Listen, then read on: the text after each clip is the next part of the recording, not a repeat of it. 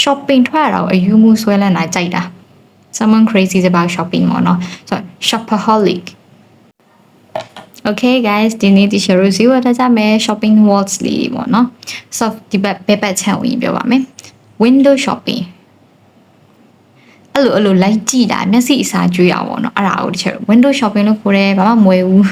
ပြီး in cash or ဒါမှမဟုတ်လို့ရှိရင် by card ငွေသားနဲ့လား cash ဒါမှမဟုတ်လို့ရှိရင် card နဲ့လားပေါ့နော် so spend money on SMT ကကျတော့ဒီ short form something ရဲ့ short form ပြောထားပါတော့ so something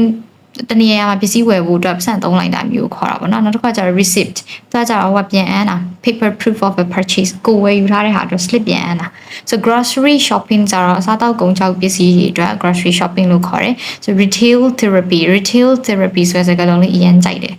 the art of shopping to feel better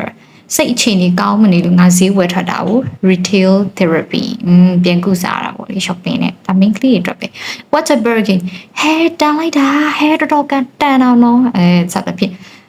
buy something for much less than normal အရင်တန်နေရဆိုတဲ့ဟာမျိုးပြောတာပေါ့နော်ဟဲဒီကောင်မလေးလိုက်တာအရင်တန်နေ so a bargain ဆိုတာက excellent value for an item or purchase ကိုဝယ်တဲ့ပစ္စည်းကအင်မတန်ကိုတတ်တာနေရမျိုးတန်နေရမျိုး a good deal ဒါကောင်းတဲ့ရွေးချယ်မှုပဲเนาะ paid a low price wow shop online ဒါ online ပေါ်မှာဈေးဝယ်တာ do shopping ကကြမှာတကယ် shopping ဈေးဝယ်ထွက်တာပေါ့เนาะခုနကကျတော့ window shopping ကကြဘာမှမဝယ်ဘဲနဲ့အလိုဟိုကြည့်တူကြည့်လိုက်ကြည့်ပြီးသွားရမျိုး shop around okay compare prices in different shops before buying ကိုမဝယ်ခင်မှာဟိုဆိုင်ရဈေးတွေလိုက်ကြည့်ဒီဆိုင်ကမ laptop ဝယ်မယ်ဆိုလို့ရှိရင်ဟိုဆိုင်ရ laptop ရဲ့ဈေးသွားကြည့်ဒီဆိုင်ရ laptop ရဲ့ဈေးလိုက်ကြည့်ရမျိုး shop around လို့ခေါ်တယ်မဝယ်ခင်okay နောက်တစ်ခုကကျတော့ shopping ထွက်ရတော့အယူမှုဆွဲလန်းတာကြိုက်တာ someone crazy is about shopping ပေါ့နော် so shopaholic စီတန်လေးနဲ့စုံနိုင်နော် so a wallet ပတ်စံအိတ်တည်တယ် take something back ပြန်လဲတာဆိုင်မှာအဲ့လိုမျိုး